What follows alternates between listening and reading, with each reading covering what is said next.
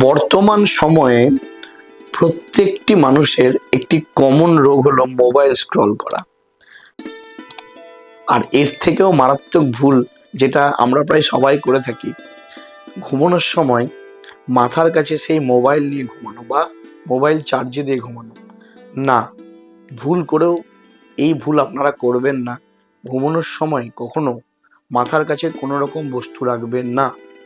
না মোবাইল, না কোনো ওষুধপত্র, না কোনো ইলেকট্রনিক ডিভাইস, এমনকি বই খাতাও নয়।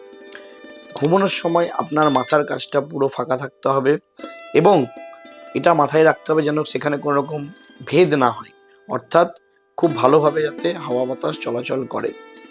আমরা যখন ঘুমোই আমাদের যে শরীরের অঙ্গ প্রত্যঙ্গ মানে আমাদের যে নার্ভ রয়েছে সেটা কিন্তু অ্যাক্টিভ থাকে এবং আমাদের অজান্তে আমরা এমন অনেক কিছু সেন্স করতে পারি যেটা আমাদের ক্ষতি করতে পারে। তাই এই সমস্ত জিনিসগুলি আপনারা শরীরের কাছ থেকে দূরে সরিয়ে রাখবেন, যাতে আপনাদের অজান্তে আপনাদের ক্ষতি ডেকে না নিয়ে আসে।